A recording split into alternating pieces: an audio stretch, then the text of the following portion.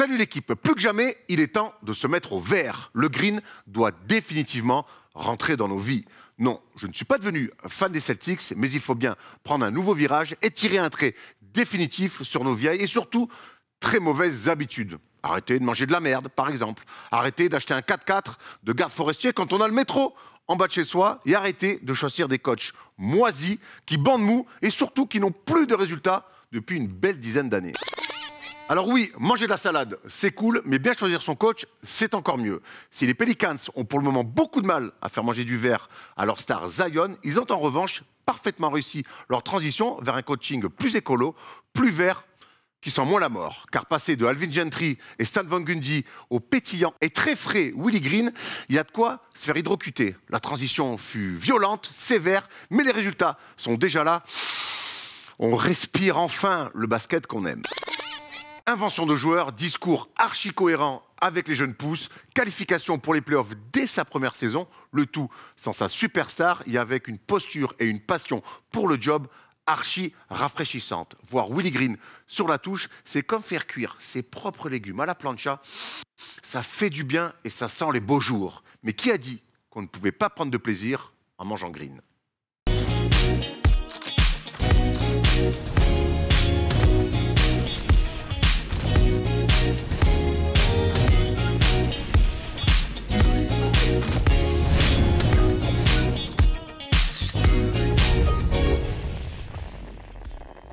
Salut l'équipe, on est jeudi et le jeudi c'est le First Day Show. Pour ceux qui en doutaient encore, les playoffs c'est un autre monde, une autre dimension, une autre intensité, presque un autre sport et ce n'est pas mes deux amis du jour qui vont dire le contraire. Comment ça va les garçons? Thomas Dufan, Kevin Séraphin. Ça va très bien. Moi aussi ça va très bien. Est-ce qu'on se régale les gars? Est-ce qu'on se régale? Est-ce qu'on se régale avec ces playoffs? Honnêtement c'est fou. Hein? Fou. Ça tabasse hein? Ouais là c'est... ce que je vois là c'est très intéressant. Les match-ups ils sont fous. Chaque match-up est dingue. Il n'y a pas autre chose à dire. Moi, là où je suis surpris, on va rentrer évidemment dans le détail de chaque série. Ça fait longtemps que je n'avais pas vu quand même un premier tour avec autant d'intensité physique. D'ailleurs, il y a des joueurs qui s'en sont pleins. Mais je trouve qu'on retrouve un basket, en tout cas dans l'intensité physique, un basket presque un peu à l'ancienne. Complètement. En fait, ce qui est dingue, c'est la rupture entre ce qu'on a vu la saison régulière, encore pire, la fin de la saison régulière et le début des playoffs. Il y a eu 3-4 jours d'écart. Alors heureusement qu'il y a eu le play-in pour se donner un peu d'élan. Mais alors là, mon gars, les mecs se mettent sur la gueule. Il n'y a pas une série où ça joue un peu calmos. Il y a déjà des surprises. Alors ça fait 5 jours que ça a commencé.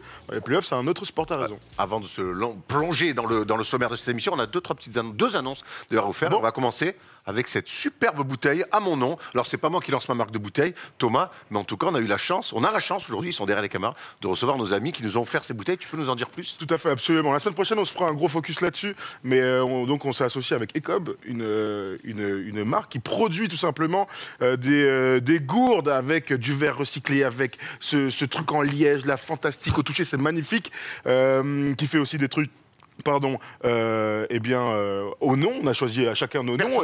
Personnalisé, absolument, merci Erwan, c'est ce que je cherchais. On vous expliquera la semaine prochaine quel sera le plan, parce qu'on aimerait redistribuer les bénéfices de tout ça à une asso. On est en train de réfléchir à tout ça. Et avant d'en parler sérieusement, on avait un petit cadeau à te faire. À toi, cher amigo. Ben voilà, merci. Est-ce que tu connais ce mec-là? Oui, ça me dit quelque chose. Friend Savage, hein, évidemment, monsieur Kevin Séraphin. En plus, je me suis demandé, c'est pas cool, j'ai pas, en fait... c'est vraiment un truc d'enfant gâté, ça. À Noël, le gars qui dit « Non, j'ai moins de cadeaux que mon frère ». Non, tu es autant gâté que tous les gens, que toute ta famille First Team. C'est beau, tu vois, je regarde Erwan, je me dis c'est beau. T'étais jaloux un peu, je sentais un peu. Pas de jalousie, mais... Il y avait un peu de la pluie dans tes yeux. En tout cas, tu l'as, regarde, tu vas pouvoir boire de l'eau bien fraîche. Donc on en reparle, Thomas, la semaine prochaine en détail, parce qu'il y aura peut-être des choses à gagner. Et on vous en dira plus. Et la très bonne nouvelle, c'est qu'on n'est pas obligé de mettre que de l'eau dedans. Et ça, pour moi, ça change beaucoup de choses dans ma future utilisation, évidemment. On enchaîne avec le joli cadre Tony Parker. Tom, tu peux le montrer. Qu'est-ce que c'est que ça, là? Là, je vais prendre mes notes. Parce qu'il y a beaucoup de choses à dire sur ce magnifique objet. Hop, attends, voilà, évidemment, j'ai perdu le fil du truc. Laisse-moi retrouver. En tout cas, j'ai l'impression que c'est autour de Tony Parker. C'est autour de Tony Parker, exactement. Donc, c'est un poster collector, édition limitée. C'est pour la Legacy, on appelle ça la Legacy Tony Parker. Donc, il y a 999 posters comme ça, dont certains sont dédicacés par Tony Parker. Et en collectionnant le poster, les acheteurs intègrent le club Legacy, avec un Z, de Tony Parker, composé de 2 expériences, une visioconférence notamment avec lui, et on peut gagner des maillots dédicacés de Tony Parker. C'est un peu comme les NFT.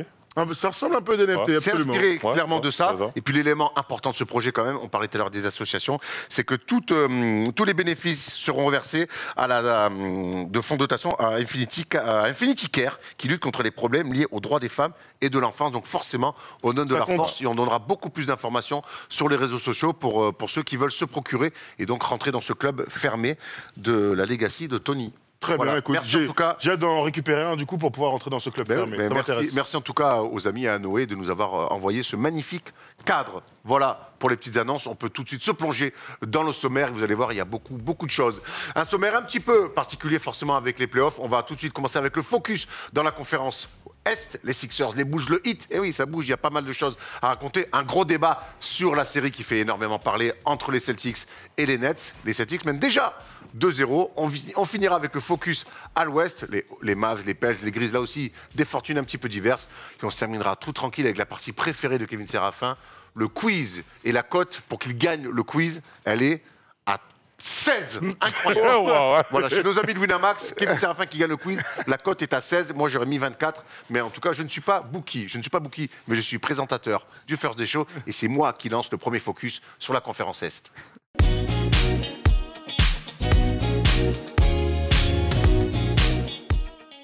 Allez, on commence avec le plus chaud. On va sur la série entre les Sixers et les Raptors. Une série qui était plutôt alléchante, qui l'est d'ailleurs. Mais les Sixers, depuis hier soir, mènent 3-0 avec un Joel Embiid des grands soirs et ce panier à 3 points. C'est pas un buzzer beater, mais on peut dire que c'est un game winner. Victoire 104-101 après prolongation. Les Sixers cruisent, Thomas, sur cette série. Ouais, absolument. C'était l'une des questions. Comment allait se comporter Toronto après ces 2 premiers matchs en Pennsylvanie? Eh ben, ils ont répondu présent, toujours dans cette atmosphère de ouf à Toronto. Les fans sont carrément ouf et à fond derrière leur équipe. C'était honnêtement un très gros match. Toronto a 10 points d'avance, même 15 points d'avance à un moment donné dans le match. Sauf que c'est ça aussi l'attrait des bonnes équipes, c'est qu'elles arrivent à grappiller et à s'offrir un money time. Et quand il y a un money time, en général, ça tombe du côté du talent. Joel Embiid a été fantastique. Franchement, des 2 côtés du terrain, ce buzzer beater vient aussi comme une petite vengeance après le Game 7 et le tir de Kawhi Leonard, même si l'équipe des Raptors a beaucoup changé. Il n'empêche que pour Joel Embiid, d'aller mettre un presque buzzer beater là-bas avec la célébration et tout ça, on peut imaginer que c'est quelque chose qui va compter dans sa carrière. Même coach, Siakam, Van Vliet, Drake. Ouais, pour moi, la revanche, la revanche, elle est là. Il n'y a pas de problème. Il manque Léonard. On sait que c'est dur d'aller gagner à Toronto en playoff. Toi, tu l'as connu ça, tu l'as vécu avec les Wizards, vous étiez allés les sweeper même. Dur, oui, je peux pas dire que c'était dur pour nous, mais on leur a mis 4-0. Mais c'est vrai qu'on n'était pas favoris et j'ai l'impression que eux, c'est tout ou rien. C'est soit ils vont faire un truc correct, ou soit dès le début ils vont sortir. Et ils sont toujours vraiment sortir mal. C'est vrai qu'ils ont pris des sweeps au premier tour. On se souvient de LeBron, évidemment, LeBron tôt. Je me souviens des Wizards. Tu peux nous parler de l'ambiance un peu de Toronto en playoff? C'est toujours particulier. Souvent, c'est eux qui commençaient, souviens-toi, le samedi à des heures pour nous, vers 17h, 18h. Mais l'ambiance, elle est toujours particulière à Toronto. C'était fou. Toute la salle a été blanche. C'est fou, en fait. T'arrives, il y a une ambiance, il y a une atmosphère qui, pendant l'année, t'as pas. C'est juste maintenant, t'as l'impression d'être en Serbie ou sans le côté danger. On rappellera toujours que c'est dangereux. Mais tu vois, sans le côté, la Serbie, Athènes, Panathinaikos, tu vas rentrer chez toi à la fin, quoi. On est allé jouer à l'Étoile Rouge et t'as des CRS partout. On arrive avec le Barça, je me dis, mais il y a un truc politique, qu'est-ce qui se passe en fait? Mais il y a juste le match en fait. Et les mecs, ça peut partir et c'est un peu ça. Et en play-off, c'est ça qui change l'ambiance. Quand à chaque fois, je me posais la question, mais qu'est-ce qui change? Par exemple, on arrête la saison le vendredi. Et le premier match du playoff commence mercredi prochain. L'enjeu, la tension. Qu'est-ce qui change, tu vois, entre ça? Et c'est ça, la tension, les arbitres, tout change en fait. Et l'atmosphère, maintenant, il y a des attentes. Et toi, t'arrives, t'es pas favori, c'est toujours la meilleure position. C'est toujours, on l'a fait 2 années de suite à Washington. Et 4-0 à Chicago la première fois, 4-0 la deuxième année à Toronto.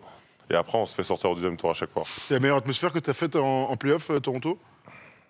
Parce qu'on sait qu'à Boston, par exemple, on va en parler, l'atmosphère est incroyable aussi, par exemple. Cleveland. Ouais. Cleveland, avec le brand là-bas. C'est une boîte de nuit. Tu me parles. Non, avec le brand là-bas, c'est Cleveland, c'est une ambiance incroyable. L'écran, tout, quand t'arrives. L'atmosphère, tu sens que quand lui commence son show, il commence son truc, tu sens que t'es chez lui, t'es à Cleveland, tu vois. Et j'avais la même impression avec Orlando, quand Dwight il y jouait. Ah ouais? C'était incroyable, l'atmosphère. Et on n'était même pas en playoff, juste début de saison. L'opening, c'était mon premier match de ma vie, c'était là. C'était incroyable avec les écrans, les trucs, l'ambiance qu'ils mettent. Mais les playoffs, c'est une atmosphère différente. C'est vrai que tu le sens.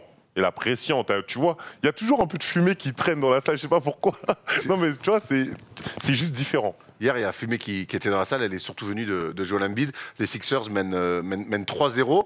On pensait pourtant, Tom, les Raptors capables d'aller prendre un match, parce que sur ce qu'on avait vu, même s'ils perdent les 2 à Philadelphie, on les imaginait, sur ce qu'on a vu sur la saison régulière, aller prendre un match, relancer la série. Mais relancer la série, prendre un match, je dirais que c'est pas la même chose. Moi, j'imagine, je pensais qu'ils avaient gagné le match 2. Bon.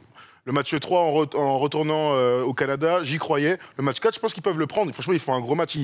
Ils méritent de gagner. Alors, même si sur un match, le mérite, ça veut rien dire. Sauf que Joel Embiid est juste stratosphérique. Il est exceptionnel. Et là, on voit cette action. Moi, défensivement, il a toujours été très fort défensivement en défense. Enfin, défensivement en playoff, plutôt. C'est mieux comme ça. Là, sauf que pour la première fois de sa vie, c'est l'option numéro 1. Avant, on pouvait en parler avec Ben Simmons. L'équipe était pensée pas forcément à 100% autour de lui. Là, elle est des shooters autour, des gars qui connaissent leur métier. On parlera de James Harden juste après. Mais ce tir, à la fin, c'est quand même la première fois qu'un intérieur, qu'un pivot marque un tir à 3 points pour gagner un match en playoff. La stat est complètement ouf dans l'histoire de la NBA. C'est bien la preuve que Joel Embiid, là, il opère sur la planète Mars et qu'il est tout à fait inarrêtable. Même les prises à 2, les prises à 3, la défense hyper resserrée, on le voit sur cette action notamment, ne peut rien y faire quant à son talent et l'impact qu'il a sur le match. Kevin, Joel Embiid, il est extraordinaire sur ses 3 premiers matchs. Je trouve fantastique. J'ai jamais caché. Hein. Je trouve vraiment fantastique. C'est un mec qui m'a, dès la première fois que j'ai vu son impact dans le jeu, j'étais choqué parce qu'en fait, il n'y avait pas de mec comme ça. Il n'y avait pas de grand capable de. Depuis Shaq, quand je suis arrivé, moi, Shaq, il partait en 2010, il n'y avait pas de grand comme ça, en fait. De faire des actions sur les moments qu'il est capable d'avoir quand il a la balle en main et les choses qu'il peut faire. Et il n'a pas de limite. C'est un basketteur qui part, tu parles de la ligne de fond jusqu'à l'autre côté, en fait. Il sait tout faire, en fait. Il fait beaucoup de choses, tu vois. Après, il faut aimer, comme on avait le débat avec Jokic, il faut juste savoir... Voilà, il a pourtant un passif en play-off un peu douloureux. On sait qu'il est passé au travers. Des mal de ventre, les blessures... il a été malade, il est passé au travers. Sauf qu'on est dans une ligue qui est fermée, en fait. Et c'est les mêmes mecs chaque année. Les mecs, ils travaillent, c'est des étudiants. Pendant que lui, ce qu'on dit, ça le travaille. Donc il va tout faire pour cette année, avoir une meilleure série. Ça va soit bien se passer, soit mal se passer. Quand tu regardes le début, on partira tout à l'heure sur ça, mais sur KD, mais c'est comme ça en fait. Les mecs, c'est des étudiants et ils s'améliorent. Et comme en fait, c'est ça les playoffs aussi. Quand tu joues 4 fois, il faut gagner 4 fois contre une équipe. Il faut être... Ce que tu vas faire au game 1, c'est pas sûr que ça va passer au game 2. Il faut t'adapter tout le temps et continuer. Et c'est là où les gars, et Joël, il est incroyable. J'aime bien ton idée d'étudiant, parce que j'aimerais qu'on parle d'un autre étudiant dans cette série, c'est James Harden, qui a souvent redoublé, lui pour le coup, et qui... j'ai pas envie de lui tomber dessus sur ce début de série, puisque les Sixers mènent 3-0. Lui, il fait du James Harden sans forcer. J'ai quand même l'impression qu'il est dans un contrôle ou qu'il peut pas aller plus loin. Sur ce début de playoff, je pense que le deuxième meilleur joueur de l'équipe, c'est Tyrese Maxey. Et que ça gêne pas James Harden. Mais que si les Sixers, quand je vois un Joel Embiid dominant comme ça, veulent aller au bout, donc gagner le titre, aller en finale au moins, je pense que si James Harden a ce rythme-là, avec ce James Harden et ces stats-là, les Sixers risquent d'avoir des problèmes s'ils veulent aller en finale. Ouais, ça se tient. Je pense qu'on est tous plutôt d'accord quand Daryl Morey a fait all-in une nouvelle fois sur James Harden. Nous, ce qu'on avait en tête, c'était de voir James Harden de Houston à côté d'un Joel Embiid MVP. Ouais. Donc on se disait, ce duo-là, il va être extraordinaire. Sauf que James Harden de MVP, j'ai l'impression que ça fait 3 ans qu'on le voit plus. Depuis la série de 2018 face aux Warriors, c'est un autre joueur. Le passage d'un an là, au Nets, ça a montré que c'était un joueur un peu différent. Vraiment meneur de jeu. Il laisse vachement les autres s'exprimer. Il est plus à vouloir jouer chaque action.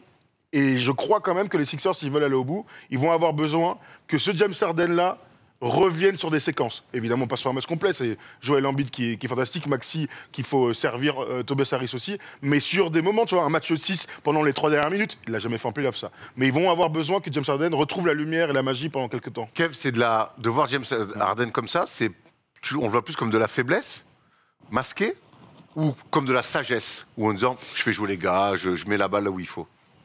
C'est pas simple, hein. C'est pas... Ouais, c'est...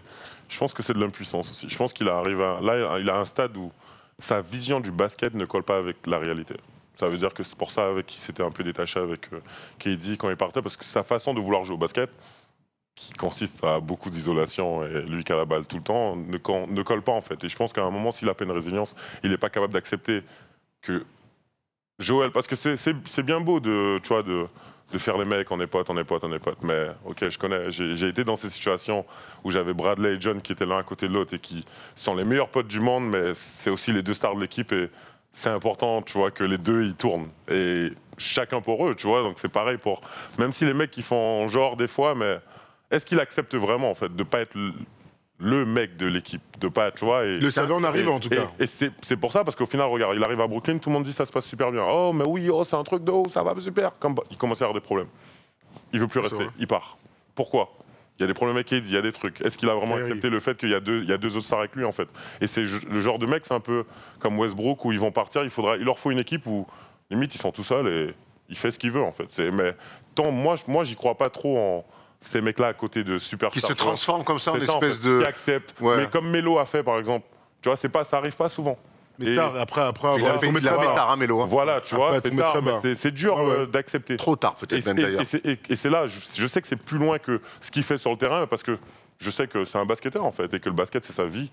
Quand il rentre chez lui, il y pense. Donc je me dis, qu'est-ce qu'il y a vraiment dans sa tête? Pourquoi il n'arrive pas à être le James Harden qu'on connaît? Le gars, moi je suis fan de ce mec depuis qu'il est parti d'OKC, Houston, ses passages. Il y a eu juste une année, je crois, parce qu'il était beaucoup dans les fautes et les trucs, mais sinon je suis fan de ce gars. Et je me demande qu'est-ce qui fait qu'il n'est pas capable de maintenant d'être lui-même. En fait. Il n'est pas capable d'être lui-même. Ce qui est sûr, c'est qu'hier soir, en tout cas, il sort pour 6 fautes et que l'équipe gagne en prolongation. Ils peuvent gagner à la fin du temps réglementaire. Ils gagnent en prolongation sans lui. Et il rate un lancer. Il rate des lancers à son niveau. Sur deux lancers. Alors qu'ils sont à moins 1 voilà, à quelques secondes de la fin. Compliqué. Juste une question. Oui, non, les garçons. Sweep ou pas? Non, 4-1. Moi, oui. Sweep pour toi, je veux dire 4-1 moi aussi. Je vois Toronto. Le premier match 4. Et il le vaut mieux, attention pour 4-1. Et il le mérite. Je dis ça parce que l'environnement. Mais t'as le droit de le dire. Non, il reste à Toronto. Voilà, il reste à Toronto. Ouais. Non mais Kevin, t'as le droit de dire un sweep. Attends, il n'y a pas de souci, ils sont à 3-0 les mecs. Quand je vois les problèmes que leur pose Joel Embiid, ça se tient. En tout cas, le match 4, ça sera samedi à 20h. Pour française, c'est parfait. C'est parfait. Très bien. Allez, on enchaîne avec les Bucks Bulls, où là, il y a un petit peu plus de suspense, parce que les Bulls sont allés s'imposer à Milwaukee sur le match 2, avant de retourner à Chicago. Donc, ils récupèrent l'avantage du terrain.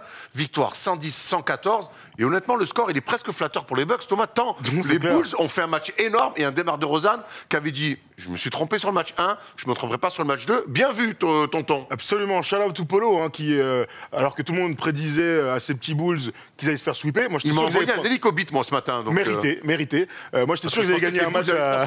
J'étais sûr qu'ils allaient gagner un match à Chicago. Fait par lui-même, hein. Polo. J'espère, sinon c'est plus un... Bref, on passe à autre chose. J'étais sûr qu'ils allaient gagner un match à Chicago. Je ne pensais pas qu'ils étaient capables de fournir un match aussi sérieux dans la discipline, en défense et donc dans le talent d'attaque, parce que DeMar DeRozan, donc 41 points, record de carrière en play-off, a réagi à l'orgueil, mais pas que, surtout a montré que c'était vraiment un épiphénomène. A priori, ce premier match complètement manqué. Il a été extraordinaire dans le leadership dès le début du match. Il mène 10-15 points pendant tout le game. Milwaukee est une équipe fantastique, donc quoi qu'il arrive à un moment donné, ils vont revenir dans le match, ils sont revenus. Ce qui est symptomatique, je trouve, de ce match, c'est la dernière action, avec 2 rebonds offensifs gagnés par les Bulls avant un lay-up de DeRozan clutch. Il y avait clairement faute, mais apparemment les arbitres en fin de match, on s'en fout. C'est symptomatique parce que pour moi, les Bucks doivent dominer à l'intérieur avec Brook Lopez et avec Giannis, et donc démonter Vucevic. Vucevic a été très bon dans ce match-là, et donc si Vucevic est aussi bon dans un match, les Bulls ont toutes leurs chances. Kevin, quand on perd l'avantage du terrain comme ça, tôt dans une série, qu'on est favori, qu'est-ce qu'on se dit dans le vestiaire? Qu'est-ce que ça change dans la manière d'aborder le reste de la série? Pour l'avoir vécu, quand tu vois, on n'a pas l'avantage du terrain, on a commencé là-bas, mais quand tu es à 2-0 déjà, j'ai l'impression que le vestiaire à ce moment-là, il commence à se diviser. Je te promets que c'est... Tu penses que c'est le cas des Bucks? En fait, je te promets qu'à un moment, peut-être pas eux, parce qu'ils sont quand même, c'est les Bucks, c'est quand même, ça reste les champions de titre. Et qui a Giannis, et dans les équipes dans lesquelles j'ai été, je pense pas qu'on avait des joueurs aussi forts que Giannis ou... J'ai l'impression que le vestiaire il commence à se diviser. Ça veut dire que tu as une partie qui croit encore, tu as une partie qui croit plus. Il y a des têtes un peu baissées, Voilà. il y a des... Et tu regardes, je te promets, tu verras que tu fais un peu attention, tu verras qu'il y a des role-players où il y en a qui commencent à plus être. Tu vois, parce qu'en fait, les gars, il y en a qui y croient plus. Même s'ils vont dire oui, allez, allez ensemble, allez, you know what time it is. Ok, d'accord. Mais... Il est 16h30, je vais rentrer chez moi. Tu vois, mais ils disent tout ça, et moi, c'est à chaque fois l'impression que j'ai eue, quand je vois comment on était ensemble contre Toronto, et on les a battus, et tu dis, t'as l'impression que t'es en haut, quoi. Et quand je vois, on enchaîne, je crois que c'est la deuxième année, je crois que c'est Indiana, si je me trompe pas, ou on enchaîne Atlanta. Voilà, on enchaîne Atlanta et que on commence à être dans le dur. Et là, tu sens, même le cri d'avant, même le cri avant, il n'y a plus le temps, il y a plus la même énergie, tu vois. Et tu commences à mettre le doute. Et c'est vrai que si à ce moment-là, l'autre équipe appuie, ça pète, tu vois. Du coup, j'ai du mal à me projeter aussi loin sur les Bucks quand même. Je vois ce que tu veux dire, mais hier, la soirée des Bucks, elle est terrible. Tu perds l'avantage du terrain. On sait qu'ils peuvent le récupérer, hein, ça reste un match de basket. Le match 3. Hein, Il y a Chris Middleton qui se blesse. Sérieusement au genou, entorse qui va être absent pendant 2 à 3 semaines. On verra. IRM aujourd'hui, on verra. C'est possible, en tout cas, il y a une IRM qui va arriver. Ça peut être peut-être moins ou peut-être plus. Est-ce qu'on a l'impression que les Bulls, hier soir, en faisant ce match complet, ont renversé, certes, l'avantage du terrain, mais aussi les esprits? Est-ce qu'ils peuvent le faire? Quand je vois la domination de Caruso sur le jeu, la justesse de ce mec-là, en l'absence de Lonzo Ball, finalement, en 2 matchs, les Bulls, ils peuvent vraiment se dire attends, on peut s'offrir le champion de titre. Ouais, en tout cas, ça c'est vrai que le momentum en gagnant ce match, il est clairement côté Bulls. Sachant qu'ils perdent le premier, ils sont pas loin. Hein. Ouais, absolument. Moi, les questions que je me pose, c'est est-ce que les Bulls sont capables de réitérer une performance aussi incroyable collectivement 3 fois pour passer? Première question. Deuxième question, c'est est-ce que les Bucks, sans Middleton, leur joueur clutch, le joueur qui leur a permis d'être champion l'année dernière dans le Money Time, c'est lui, hein, clairement, pas Yanis, hein, c'est vraiment Middleton qui clôt les games. Est-ce que sans lui, ils vont avoir les ressources pour clore les matchs? C'est les 2 grandes questions que je me pose. On saura vite. Je sens que tu es plutôt d'accord avec ça. Moi, je pense... Non, mais je pense que sans lui, je pense que Giannis, en fait, là, Giannis va passer en mode, en fait. Là, il va passer en mode, c'est tout. Il n'y a pas de... Il n'y a pas le choix, en vrai. Il n'y a pas le choix, en fait. Là, ça va être maintenant, c'est clairement lui. Et je pense que ça, c'est ses moments, c'est à lui. Donc... Tout dépendra du match 3. Bon, c'est facile à dire. Après, je peux dire tout dépendra du match 4. Mais non, mais tout dépendra du match 3. T'imagines Yanis mettre 50 points au match 3, en gros. Si Giannis, voilà, c'est ça. Tu vois, c'est ça. C'est un peu comme, t'as vu quand LeBron il vient à Golden State, il en fout 50. Dommage que quand Kevin Love et Kyrie Irving sont blessés. Tu vois. Et dommage que Smith, il se trompe de panier de côté. T'es bourré, t'inquiète. Mais le mec, c'est ça en fait. C'est ça qu'il va falloir. Et là, je pense qu'il est prêt. Moi, je pense que ce serait suffisant, c'est la question que je me pose. Parce que l'année dernière, en finale, même le match, quand il met 50, Middleton, il met des tirs à la fin. Hein. On est très loin déjà dans le bracket hein, sur les finales, mais je pense que tu l'as dit. Vucevic, sur ce début de série, rayonne. On peut le dire.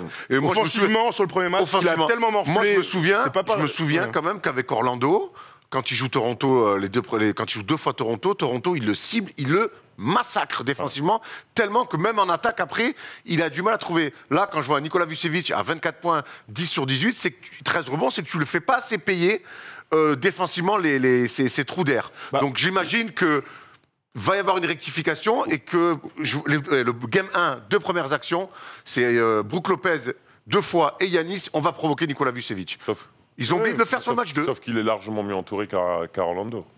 Donc c'est aussi ça. Quand le mec il est tout seul, il n'est pas tout seul, ils étaient 3, mais quand il est ciblé à Orlando et qu'il n'y a pas d'autre solution parce que autour de lui les joueurs c'est pas le top, c'est normal qu'il est plus impacté. Maintenant il a beaucoup plus d'options. Même si lui il est éteint ce soir, l'autre il en a mis 40. Oui, mais non mais je pense qu'offensivement il mettra toujours des points Nikola Vucevic, mais on sait que quand tu l'impactes défensivement, parce qu'on sait que c'est son point faible, même ça peut impacter aussi son bilan. J'ai l'impression qu'ils lui font pas assez mal. Et on voit dans ces playoffs-là qu'à un moment donné, toucher les mecs et leur faire mal, c'est pas la pire des idées. C'est pour ça que je te parle de cette dernière action, c'est que les Bucks n'ont pas le droit de pas être super dominants à l'intérieur. Je regardais, là, juste avant l'émission, le nombre de rebonds lors du premier match et lors du deuxième match. Premier match, 53 rebonds pour les Bulls, 58 pour les Bucks, donc les Bucks vainqueurs. Deuxième match, tu as 43 rebonds pour les Bulls et 45 pour les Bucks. Ils doivent plus dominer. Tu dois être ultra dominant. Le match 1, il le gagne parce que Brook Lopez, il met des paniers près du cercle. Vucevic sur le match 2, il rayonne, il met des tirs jeux, il a énormément de tirs ouverts parce que Brook Lopez joue en low man, donc il est là tout en bas en train de gérer sa raquette. Vucevic, il va avoir des positions extérieures. S'il met dedans, la bascule commence à se produire. La deuxième bascule, c'est est-ce qu'il peut tenir entre guillemets à lui tout seul, parce que c'est le seul vrai intérieur des Bulls, le rebond défensif. Il l'a réussi dans le match 2, ils ont gagné. Donc c'est con, mais ils ont besoin que DeRozan soit fort, ok. Zach LaVine, on n'en parle même pas, on l'a même pas prononcé son mot, il était bien. Caruso va faire ses trucs, mais la vraie bascule, c'est Vucevic, comment il va se comporter défensivement. Caruso, il fait plus que ses trucs, il met de la glu de partout, c'est non, le lien, on aime beaucoup. Je veux dire, tu vois, aujourd'hui, c'est un facteur sans risque, Caruso. Il va être bon, quoi. Il n'y a plus aucun doute. Match 3, vendredi à 2h30. On va suivre aussi le coup qu'a pris Bobby Portis à l'œil. Possible qu'il puisse rater le match 3. C'est aussi dans l'intensité, dans la lutte au rebond, c'est important. Côté, beaucoup de choses. Côté Bucks. Ça fait beaucoup. Hein. Et le match 3, il est très important. Ça, beaucoup de choses. Belle bascule. Pour le coup. On parle beaucoup depuis le début de l'émission de physique, de dureté, de toucher les joueurs, de faire mal. Mais il y a une équipe qui fait très très mal à une autre équipe. C'est le Heat qui fait mal aux Hawks. Et c'est surtout la défense du Heat qui fait très mal à Trae Young. Et on va commencer, en parler de cette série, avec cette déclat de Trae Young que j'ai personnellement trouvé assez surprenante. J'ai envie d'avoir vos avis là-dessus. Si les arbitres, là-dessus, si les arbitres les laissent être aussi physiques qu'ils le sont et n'appellent pas de faute, il va être difficile de faire quoi que ce soit de toute façon. Kevin, j'aimerais ton avis là-dessus. T'es mené 2-0 face à une équipe qui joue très dur. T'es le meilleur joueur de ton équipe et voilà la déclaration que tu fais en faisant appel aux arbitres. Ben... En fait, j'ai deux points de vue sur ça. On les écoute. Parce que je l'ai vécu avec le Brand, où on joue la série Indiana Cleveland. Et les arbitres, en fait, ne sont pas de notre côté, d'une certaine façon, dans le sens où tu vois que le Brand, bon, ils veulent qu'il avance. Tu le sens. Et tu le sens. Tu vois, c'est quelque chose que tu peux pas te dire, parce que faut pas parler des arbitres. Je suis pas dans le circuit. Tu risques pas 15 000 euros d'amende. Voilà. Mais tu le sens. Tu sens que les arbitres, et ça veut dire que vous savez très bien, vous êtes des basketteurs, quand tu joues et qu'il y a des petits trucs parfois qui sont pas... Ah, ne m'en parle pas. Au vrai, voilà, ça prend... Tu prends un petit coup par-ci, par-là, sors des petits moments, un petit shoot, un petit mouvement, ça change ton shoot. C'est pas appelé, c'est relou. Ça change tout le match. Et c'est appelé de l'autre côté.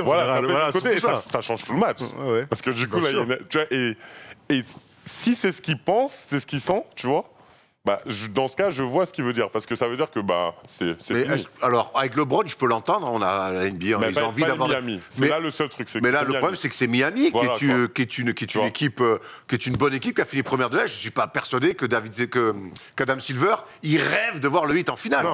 Donc voilà, ça c'est le point de vue 1. Ça, c'est mon point de vue dans le sens où... C'est mon point de vue, dans le sens... Même, c'est Miami. Donc, c'est pas comme s'il joue une superstar en face qui t'es obligé, en fait, de perdre. Non. Et mon deuxième point, c'est soft. C'est très soft. Le grand écart. C'est très soft, en fait. L'année dernière, tu vois, surtout venant de lui, dans le sens où il était à New York l'année dernière, on lui a craché dessus.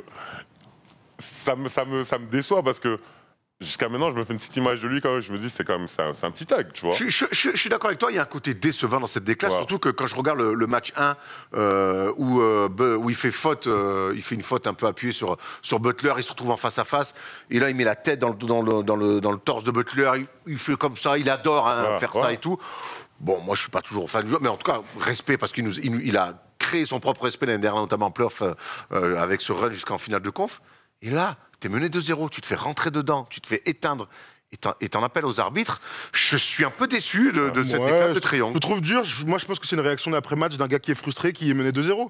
Ni plus ni moins. Raison de plus pour pas parler des arbitres. Ouais, mais c'est trop facile à dire. Tu vois, au bout d'un moment, ils passent tous leur vie de frustration d'après-match à dire des trucs. Là, on a sûrement dû lui poser une question et que finalement... Quel commentaire. Hein? Ils passent tous leur vie de frustration. Mais c'est vrai, quand t'es frustré, tu vas nous perdre un game. Alors, tu connais, il y a toujours quelqu'un qui va prendre un tir. Et voilà, c'est les arbitres.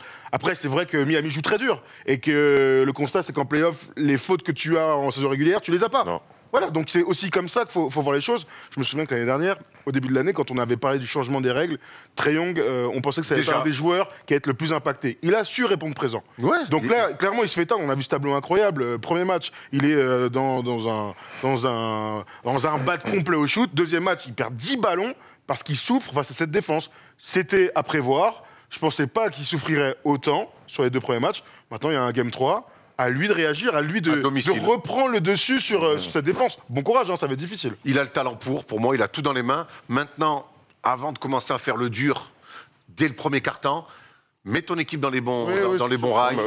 Pense d'abord basket avant de rentrer. Il faut un bon match dans le match 2 après. Avant de rentrer. Oui, non, mais je pense que c'est lui le leader. Il n'y a pas Clint Capella. C'est lui le leader de cette équipe-là. Je pense que il est sur les play-ins, on l'a vu un peu fanfaronner. Et c'est normal, et on adore ça.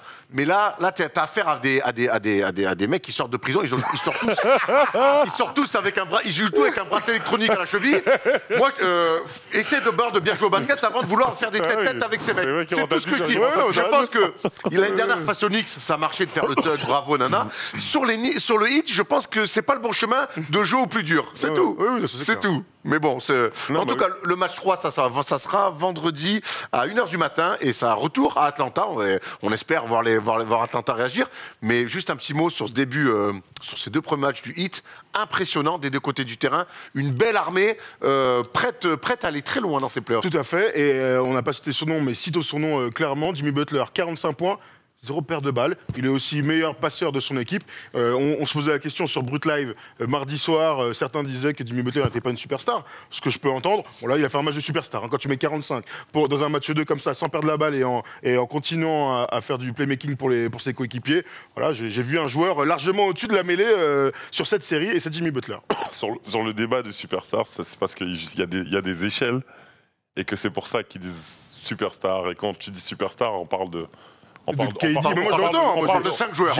Mais voilà, Curry, LeBron, KD, voilà, basta, bien sûr. T'as le star et superstar. Mais bien sûr. Et du coup, c'est vrai que lui, ça reste dans le deuxième chapeau. Star, voilà, c'est une star. C'est comme connu à l'extérieur quand même, il a quand même des trucs. Mais c'est vrai que dans l'ensemble et dans le joueur, je pourrais jamais le mettre au niveau de KD. Mais personne ne le met, j'espère. Il peut les regarder dans les yeux, on se souvient dans la bulle. Il a regardé LeBron dans les yeux sans aucun doute.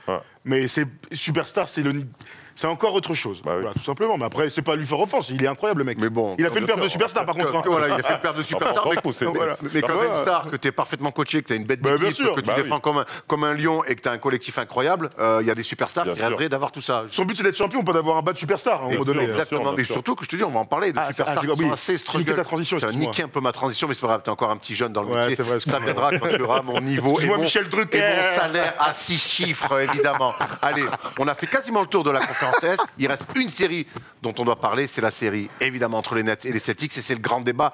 Les Celtics sont-ils déjà trop forts pour les Nets? Oh, what a question, what a question.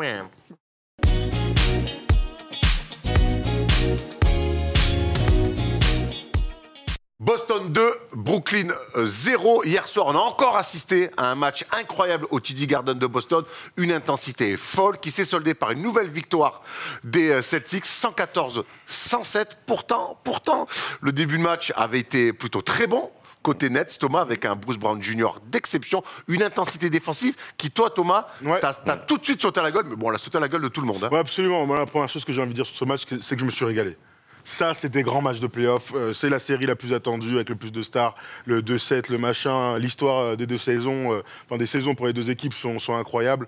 On n'est pas déçus, quoi. Et on a eu 2 matchs fantastiques, un buzzer beater, et donc ce match-là qui aurait pu tourner d'un côté comme de l'autre, d'après moi, même si d'autres ne sont pas d'accord. C'est vrai que tu as raison. Hein, le début de match, mon gars, l'intensité en défensive. Alors, j'ai hâte que tu me racontes, toi, comment tu l'as ressenti, mais j'ai rarement vu des superstars. Et il y en avait 4 sur le terrain, donc Kyrie, KD, Jaylen Brown, Jason Tatum, être aussi dominés par les défenses. Et quand je dis dominé, c'est Kyrie Irving qui a du mal à dribbler dans un match de basket, c'est la preuve que la défense est exceptionnelle. Ouais. KD qui fait des trucs comme ça, qui perd la balle, ça veut dire que la défense est exceptionnelle. J'ai vu plein de superbes choses, de superbes actions, d'abord défensives, parce que c'est un match qui s'est joué sur la défense. Tu as raison de parler du fait que les Nets commencent magnifiquement. Bruce Brown Jr., son début de match, mais il est exceptionnel. Lui, il fait son game. Tu vois, c'est le seul qui n'était pas dérangé en début de match. Ils font 9-0, là, comme ça, avec 12 points rapides de Bruce Brown Jr. Ils mènent même de 17 points. Et puis ensuite, il s'est passé ce qui s'est passé en deuxième mi-temps. Les superstars n'ont pas été au niveau. J'aimerais bien avoir ton avis du coup sur l'intensité défensive. Même devant notre télé, on le sentait quoi. Honnêtement, j'ai trouvé c'est incroyable en fait. Et leur défense match-up, je sais pas vraiment comment l'appeler parce qu'ils sont comme ils défendent des positions un peu sur le terrain, mais en même temps ils défendent. Il y a l'homme et c'était bien exécuté. Ils sont en zone sur corner quoi en fait. Même sur le premier shoot ou la contre-attaque de KD, ils arrivent quand même à se retrouver à 2 devant lui. Je me dis, à chaque fois les mecs sont là, et à chaque fois, il est jamais seul. Ils sont jamais seuls. À chaque fois qu'il y a un shoot, il y a 2 mecs. Toujours 2, surtout KD. Bon, KD soit 2, soit 3. Et c'est leur défense, ils sont appliqués. Il y a une discipline incroyable. Discipline incroyable, une défense solide. Et pourtant, 33 points marqués sur le premier quart-temps par ces Nets-là. On a l'impression qu'ils tiennent le bon bout. On a l'impression finalement qu'ils sont revenus avec une discipline. Et j'aime bien ce mot, une discipline, une exécution, même si collectivement, l'exécution, elle va s'étioler au fil du match. Et finalement, ce match, ils vont se le perdre. Et on a l'impression, quand on voit quart-temps par quart-temps, que ce match, ils le perdent dans le 4e quart-temps. Et Thomas, qui nous a sauté à la gueule ce matin quand on prépare l'émission, c'est le line-up pour commencer le 4e quart-temps. Ouais, bah alors là, avec Steve Nash nous a Dragic, sorti... Claxton, Irving, Curry et Patty Mills. Ouais, j'ai pas compris. Ce qui est dingue, c'est que là, tu vois, on met l'accent sur l'intensité défensive. Ça reste un match d'attaque, globalement. On ne finit pas à 85-85. C'est quand même... c'est la preuve que sur le terrain, il y a du talent. Et du pace. Et absolument. Non, mais t'as entièrement raison. Mais c'est dingue, cette NBA...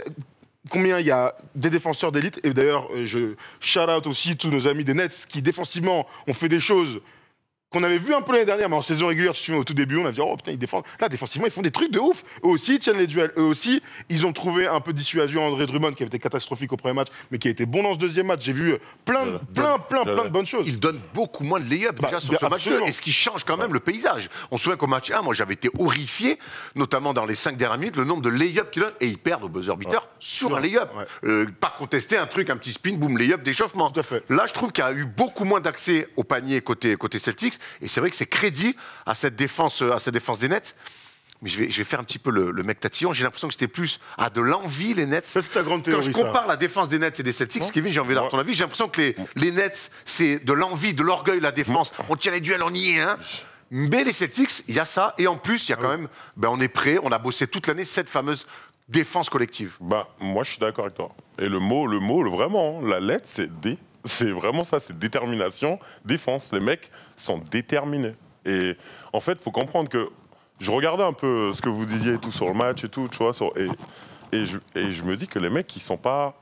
Une fois qu'ils sont pas... Ils n'ont pas cette peur de cette équipe. Ça veut dire qu'ils ont vu l'année dernière les Bucks les battre. À partir du moment que tu vois quelqu'un les battre, ça veut dire qu'ils sont battables, en fait.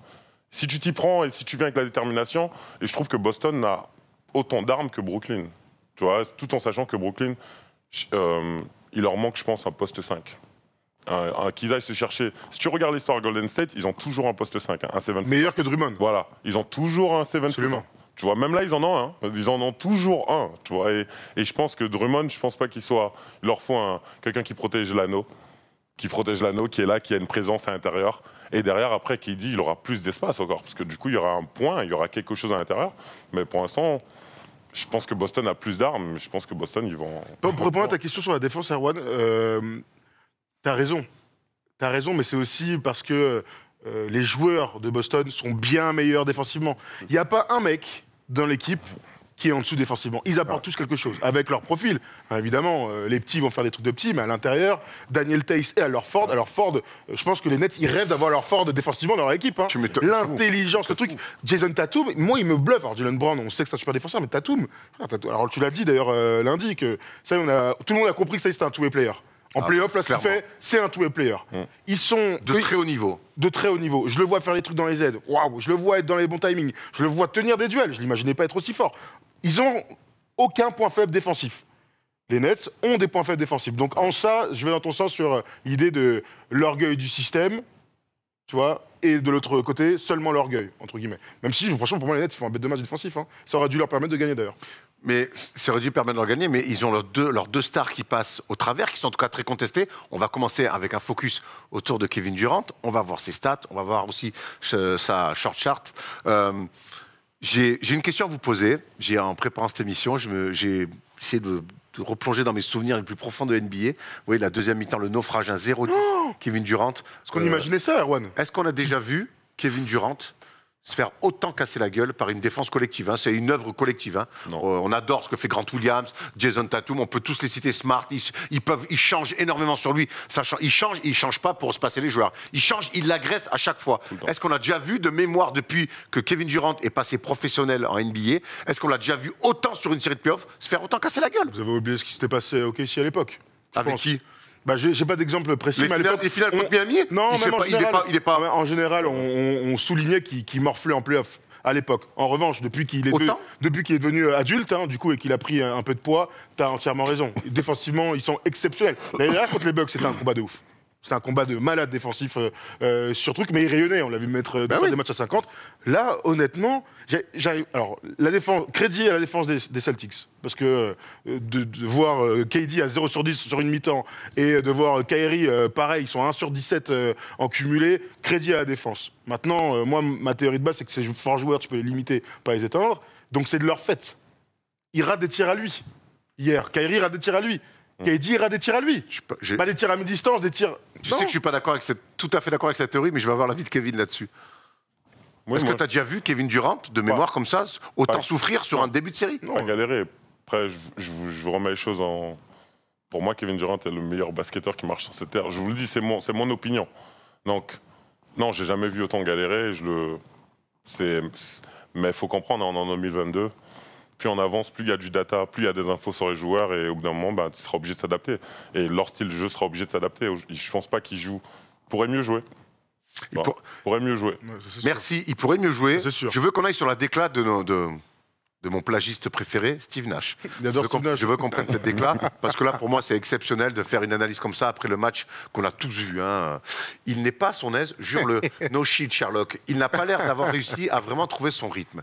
Mais à un moment donné, quand la défense est aussi bien organisée, sur le bugne à bugne, l'homme à homme, qu'en plus les mecs donnent, t'as même pas commencé ton dribble, que des mecs se décalent pour déjà être dans une aide probable, est-ce qu'à un moment donné, et quand t'as la balle de la main et que t'es à l'arrêt, on sait que c'est trop dur. Il y a un mec qui est capable d'être défendu comme ça et de mettre 35 points, c'est LeBron James, parce que c'est une brute physique. Oui. Et moi qui ai souvent dit... Kevin Durant est un attaquant bien plus délié, bien plus fin que LeBron James. Ça s'est vu hier. LeBron hier, sur des matchs comme ça, il met 30-35. Et des lancers francs et des lay-ups, il se débrève. C'est juste une petite parenthèse pour LeBron. Est-ce qu'à un moment donné, Kevin Durant et les Nets, et donc le coach, ils n'ont pas intérêt à dire...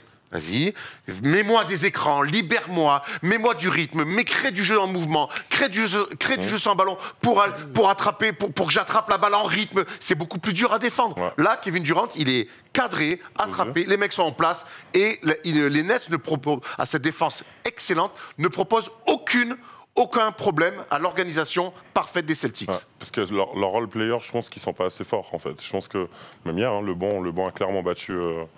Le bon des Boston, il y a 7 joueurs à plus de 10 points, c'est pas rien en fait, ils les ont battus en équipe. Et oui, le fait de jouer en ISO et d'être là, et de jouer, de prendre des trucs et de pas décaler, de pas bouger la balle assez de façon à créer des décalages, bah, c'est chiant au bout d'un moment. Et c'est vrai que c'est fatigant, c'est usant. Toute la nuit, et eux ils changent. Hein. Ils changent, c'est différents mecs. Ils sont au moins 4 ou 5. 4 au moins. J'ai vu les Tatum, Brown, Smart et alors Ford même. Et Williams, tu l'as dit? Grant Williams, magnifique. Donc les mecs, ils tournent, tu vois, et ça, il faut le prendre en compte. Après, il faut comprendre quelque chose, ça reste Kevin Durant. Les mêmes shoots il y en a qu'il a loupé.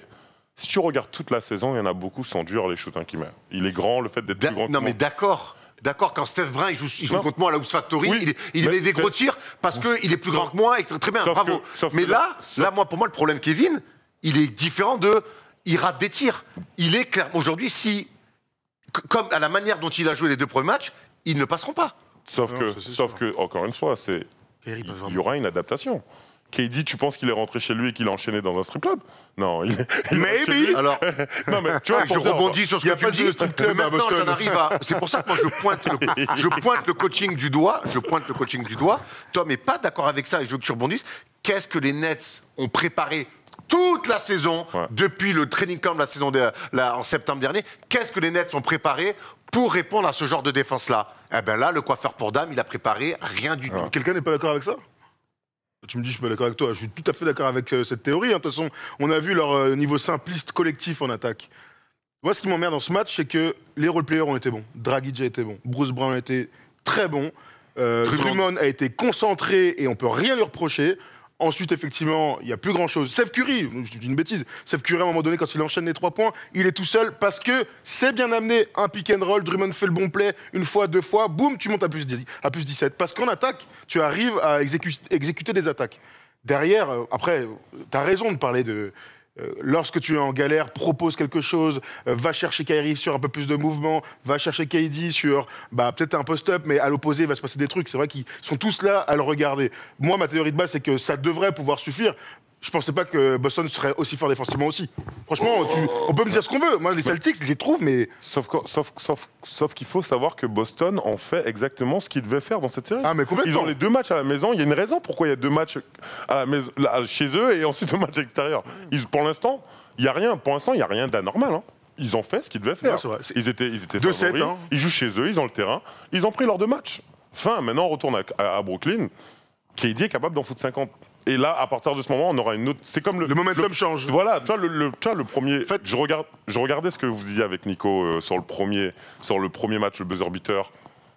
Ce que Nico il dit, il a raison dans le sens où c'est une action. De toute façon, je pense que cette action va devenir un débat. C'est un débat. T'as raison. Ça va devenir un débat parce que il peut pas faire la feinte, il peut shooter, se faire contrer. Et là, tout le monde dit waouh, défense incroyable, c'est les playoffs.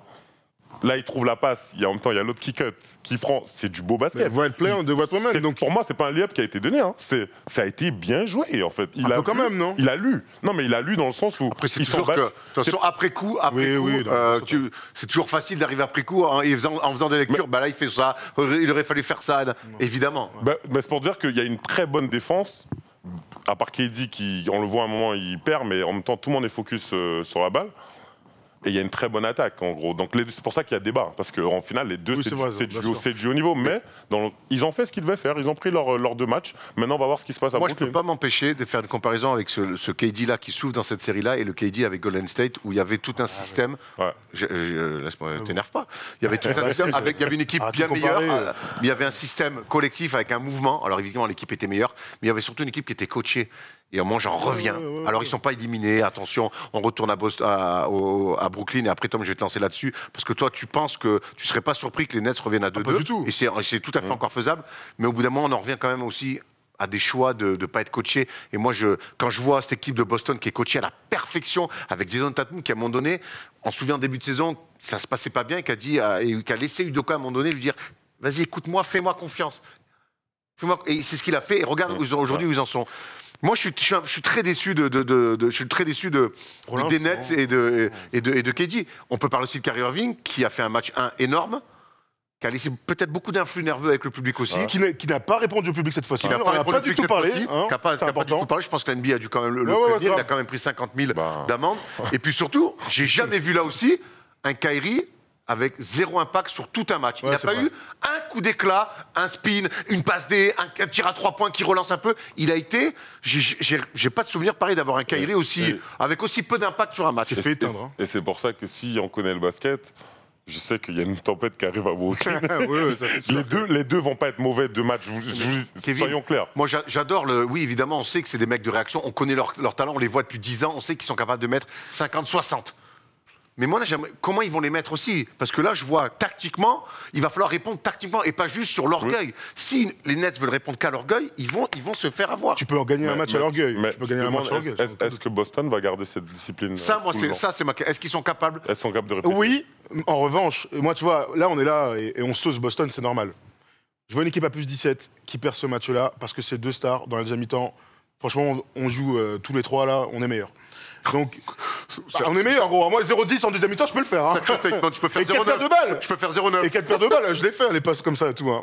Donc, ce que je vois, c'est que cette équipe fait une première mi-temps au niveau à laquelle je l'attendais. C'est mieux. Je vois une équipe, et je vais dans ton sens, mieux coachée sur la deuxième mi-temps. Je vois surtout Jason Tatum et Brown qui passent complètement à côté de leur match. Et je mets... Ils me passent à côté de leur match. Regarde les pourcentages, ils sont archi bien défendus. Ce que je vois, c'est que Tatum pour la première fois de sa vie, est capable de faire autre chose. Donc il a fait des passes D, il fait 10 passes D alors qu'il est maladroit, mais qu'eux ont réussi. Et qui met le panier Et qui que tue le match. eux deux ont réussi dans le 4e quart-temps à avoir ces fameux coups d'éclat que les deux autres n'ont pas eu. Jaylen Brown fait basculer au début du 4e, Boston reprend l'avantage. À la fin, c'est Tatum qui va mettre ses énormes tirs pour gagner. Je rajoute aussi Pritchard qui est fantastique dans le money time. Je rajoute le petit tir fou à la fin des 24 de Marcus Smart quand c'est un peu serré. Tu te rends compte tout ce qui est tombé du bon côté pour Boston parce que bien coaché, sûrement. Je dis juste que sur les 2 prochains matchs, le cadre, Thomas. absolument, je vais dans ton sens, absolument. Sauf que sur les matchs 3 et 4 à Brooklyn, rien ne dit que ça va tomber du même côté. Bruce Brown, Patty Mills, Steph Curry, ils les ont aussi les mecs pour faire les bons plays et les actions d'éclat de fin de match. Non, mais moi je pense que c'est sûr. Tu prends le match dès le début, c'est qu'une question. C'est dans la tête en fait. Ça va se jouer. Ils vont pas être capables, c'est pas des machines. Ils vont pas répéter. Ça va être à Brooklyn dans un environnement totalement différent. Ils seront pas leur public avec eux parce que quand t'as ton public, t'es à Boston. Hein. Boston, ça fait partie des ambiances les plus incroyables. T'as Boston, New York, Philly. C'est les ambiances les plus incroyables. Quand tu vas à Boston, il y a une ambiance, c'est fou, quand ça crie. C'est électrique, ouais. Tu vois, c'est comme ça en fait. Et les mecs, ils retournent à Brooklyn. Moi, tout ce que je me dis, c'est qu'ils vont à Brooklyn. Si ce soir, je vois qu'il se passe la même chose, vous pouvez m'appeler demain et on dit qu'il se passe la même chose et qu'en gros, les deux, ils sont pas capables le prochain match, ils sont pas capables de Trouver des taper. solutions, ouais. Bon, je me dis, ok, d'accord. Mais là, tant que je sais pas ce qui va se passer, parce que ils peuvent toutes les deux en foutre 40, 50 et ça va être réglé vite. Mais Et- tu sais que moi, c'est ma théorie, je les ai mis champions parce que justement, ces deux mecs-là, pour moi, sont indéfendables sur une série pour les battre 4 fois. Bon, là, je me dis, ils ont déjà été battus 2 fois. Curry fait un match sur 2. Kevin Durant est parfaitement défendu sur 2 matchs. Tu vois, ils mettent un peu de brouillard dans mon esprit. Déjà pas mal Il embrouillé. n'y a pas 2 fois 20 points. Il n'y a pas 2 fois 20 points. Il y a pas de fois Il y a 20 points. un match C'est qu'ils doivent vrai. gagner et un C'est plus vrai. 17 sur En le tout cas- game 2. en tout Mais cas, bon, c'est- bravo à Boston encore Ah, une fois. mais grand, Incroyable. immense, bravo à Boston. Ils sont Et exceptionnels. puis collectivement, c'est tellement Ah, ouais. excellent, je te dis.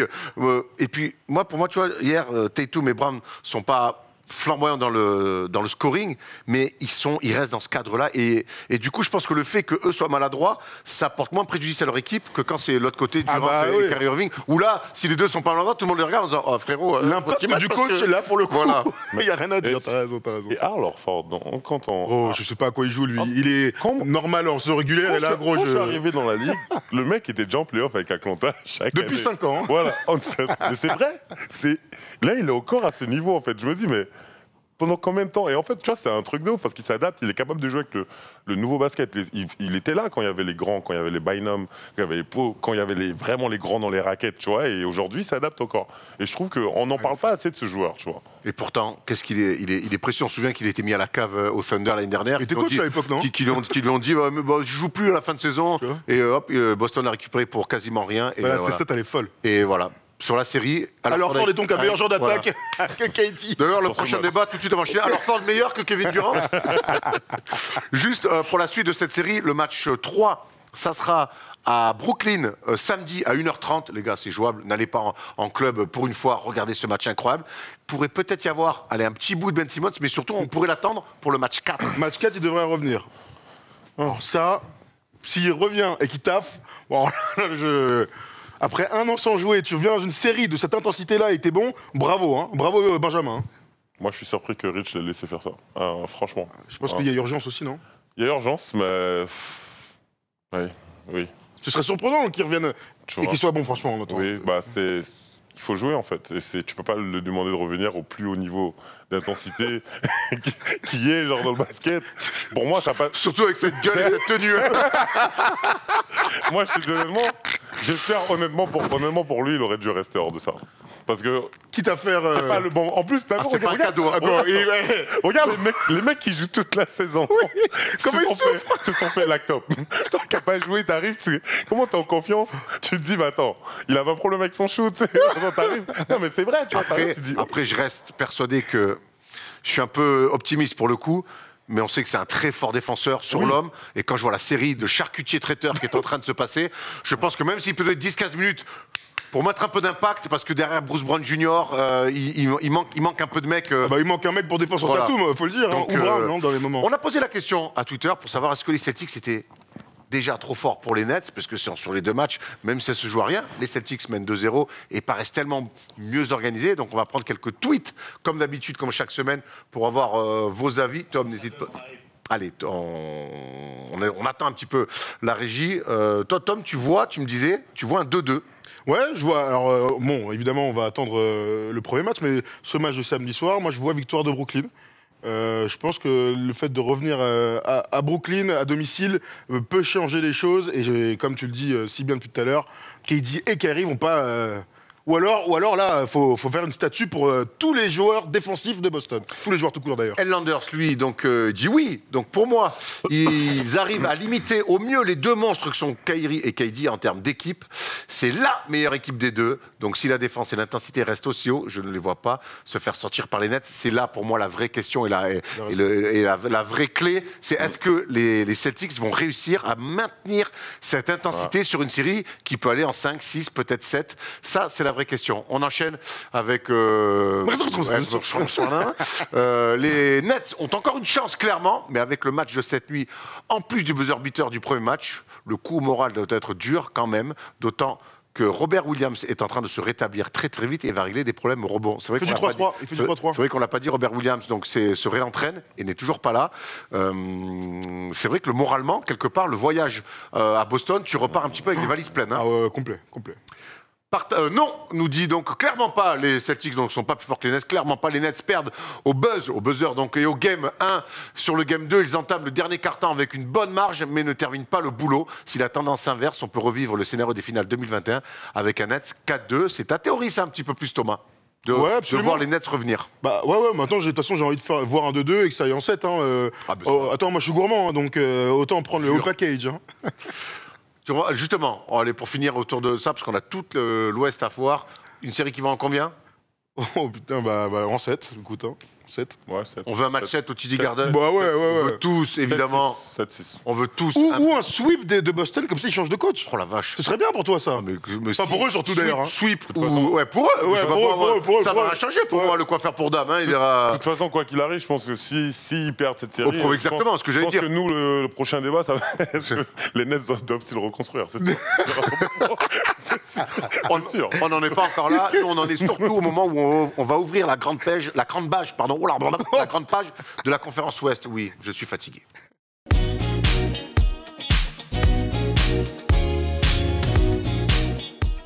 Alors, on se demandait si les Nets peuvent être champions, si les Celtics sont déjà trop forts. On va aller parler des Suns, qui, eux, sont très, très forts. Mais les Suns, eux, ont connu, pareil, il y a 2 jours, une soirée un petit peu compliquée. Ils menaient à la mi-temps. Devin Booker était à 31 points. On se disait, bon, bah, écoute, les Suns sont plutôt parfaitement rentrés dans leur playoff. Et là, patati patatra, comme on disait en 1987. Défaite 125-114 et surtout, blessure de Devin Booker aux ischio. Ça, c'est une blessure un peu de merde. Et défaite, donc, du coup, avec un Brandon Ingram monstrueux. Les Pelicans sont de retour. Et Devin Booker est au moins absent pour 2 matchs. Ça ressemble un peu à la série entre les Bulls et les Bucks. Tout le monde promettait aux Pelicans de se faire sweeper, tout simplement, après leur super play-in.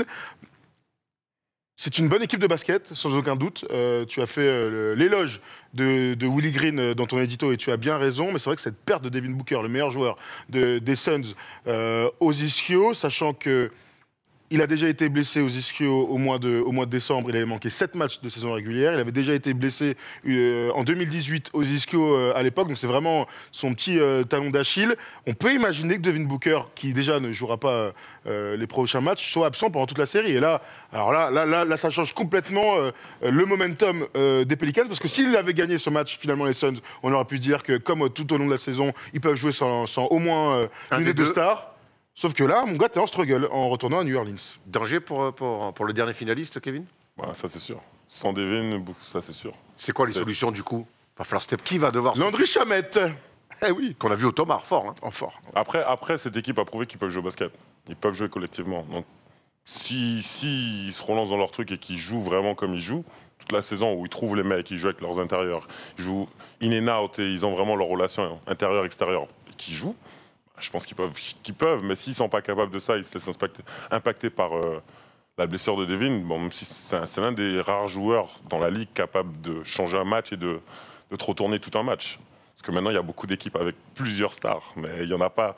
Tu vois, c'est l'un des gars capable de te mettre 60 et que c'est réglé, en fait. Et donc, s'il est absent, ça change tout.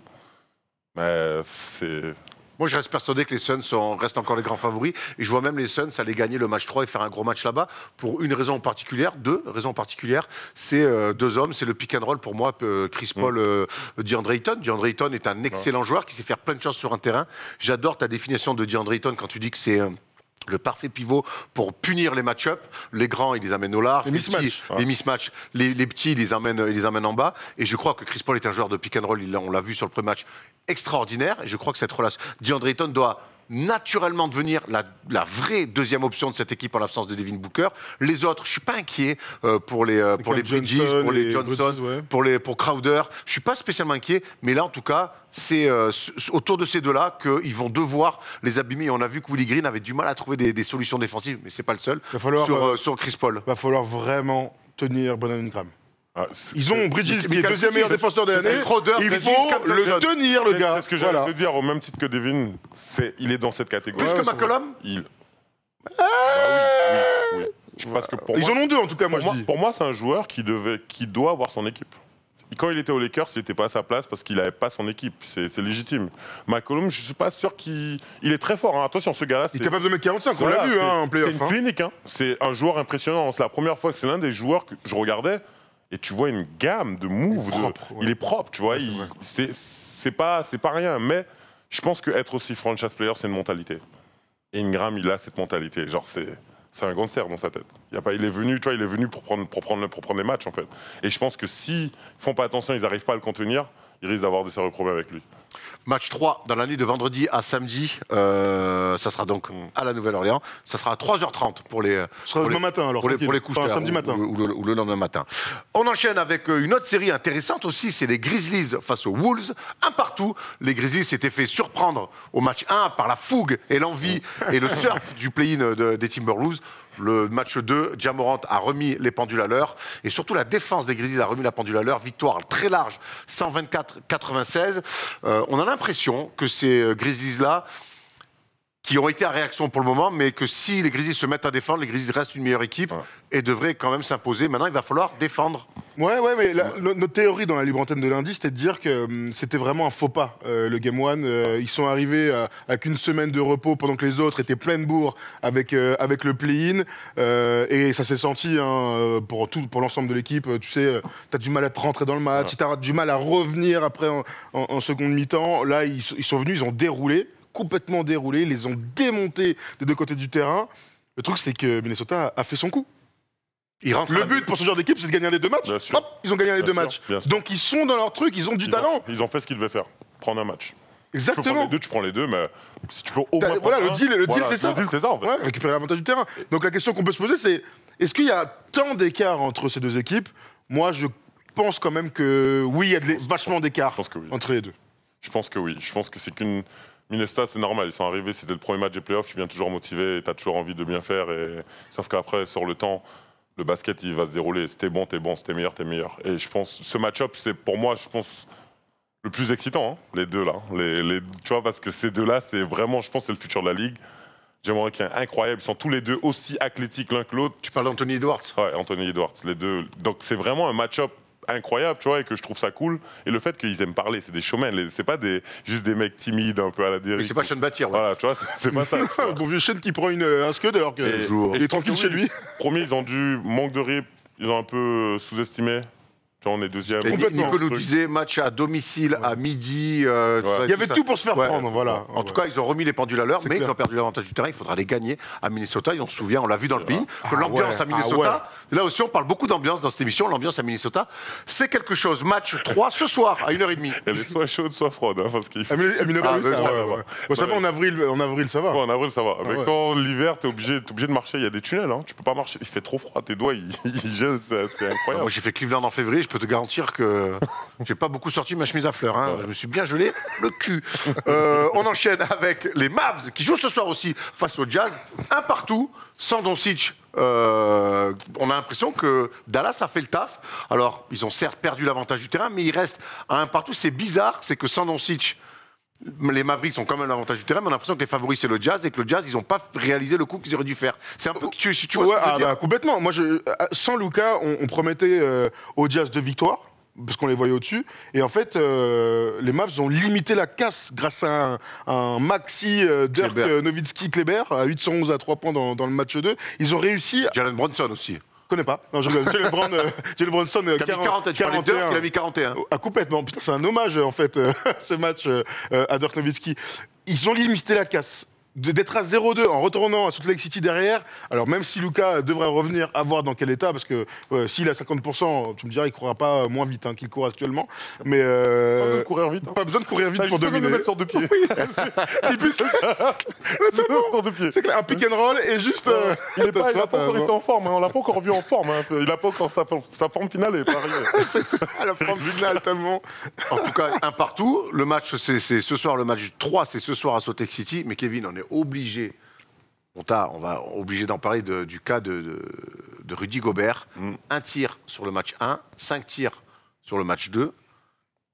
Comment tu peux analyser? On t'a pas entendu, on en a beaucoup parlé ici, on t'a pas trop entendu parler sur ça, mais c'est... J'ai toujours eu peur de ça, parce que Rudy, c'est un big en fait qui subit beaucoup en fait, parce que il crée pas ses shoots lui-même. Donc à partir de là, tu vas avec la vague du jeu. Et tant qu'il avait des meneurs ou des extérieurs qu'il cherchait tout le temps, c'était bien. Et je me suis toujours demandé, si le Jazz, une année, tu vois, il recrute pas les bons gardes, est-ce qu'il sera capable, tu vois, est-ce que c'est vraiment une discussion, est-ce qu'il sera capable de faire la même saison, ou, tu vois, et là, ça arrive. Et, parce que maintenant, les gars ne le cherchent pas, ils lui passent pas la balle. Et c'est frustrant, surtout un joueur de son statut qu'il est, l'ego, il y a tout, à mon avis, qui doit... C'est frustrant, je peux pas vraiment... plus sans dire en fait parce que ça doit être dur à vivre pour lui quand même. Ah bah, ça doit être terrible hein. Entre les matchs, donc la défaite, le fait de pas toucher la balle, le fait de voir tout ce qui se dit dans les médias, alors sans parler des réseaux sociaux parce que bon là c'est une catastrophe, mais tu as raison de dire que c'est un mec contre un max. Ouais. C'est un gars qui a pris 3 trophées individuels en NBA, c'est un gars qui compte dans la NBA actuelle. Mon gars, ça doit être et puis j'imagine la relation avec Donovan Mitchell, je peux pas imaginer que les gars se checkent normal, tu vois. On lui fait pas une passe. Mais tu sais que Donovan, bon, je suis un grand fan, hein, j'aime bien, bon, grand fan, c'est un grand mot, mais j'aime bien le joueur. J'ai l'impression que c'est un peu un cheval de Troie. Genre, il s'arrive un peu en mode ça va être une équipe défensive, on va créer autour de Rudy, on va faire ci, on va faire ça. Et petit à petit, l'équipe elle shift. Elle devient une équipe offensive. C'est la meilleure équipe d'attaque, la meilleure équipe de la Ligue en attaque. Tu dis ça, et moi, c'est dans le prolongement de ta pensée, c'est Quinn Snyder, mon gars. Ouais. Comment tu as bâti cette équipe à l'époque déjà avec Gordon Hayward, et qu'est-ce qu'elle est devenue? Et comment tu as complètement lâché tes idées de coach, tes coach défensif, tes valeurs pour Donovan Mitchell. Je suis complètement d'accord avec toi. En tout cas, la suite de la série pour le Jazz, je suis un peu inquiet. Qu'est-ce que tu dis, toi? Est-ce qu'on peut imaginer que Rudy revienne au centre de l'attaque? Alors, revienne au centre, tu me comprends. Qu'il ait plus de ballons, en fait. Qu'on le cherche un peu plus. Moi, j'y crois plus. Je crois qu'on est en train de voir la fin du duo Gobert-Mitchell. L'année dernière, en playoff, ils perdent à cause de ça. Cette année... Ils ont fait un petit peu au début de saison, ils ont fait semblant de faire croire que oui, ils avaient compris. Ils sont tombés dans leur travers. Les playoffs commencent comme ça, ils doivent gagner 2 fois à Dallas. Ils gagnent qu'une fois, et encore juste parce que justement, ils rentrent pas dans cette alternance-là. Non, moi je vois le retour de Doncic. D'ailleurs, on a peut-être un touche de ça, mais c'est pas les passé. Je vois le retour de Doncic et je vois Dallas passer 4-1, 4-2. Et il faut que Rudy, et je pense qu'il faut que Rudy s'affirme aussi en tant que superstar. T'as un statut. Non, mais dans le sens où t'as un statut et t'as le droit de l'ouvrir, quoi. Moi, j'étais un backup. Et Ramon Session, il vient, et d'un coup, j'ai plus de ballon à l'intérieur. Il fait pas de passe après. Raymond, il fait pas de passe. Je l'ai chopé sur le côté. Et viens, on va parler. Écoute, quand tu me vois à l'intérieur, tu donnes la balle.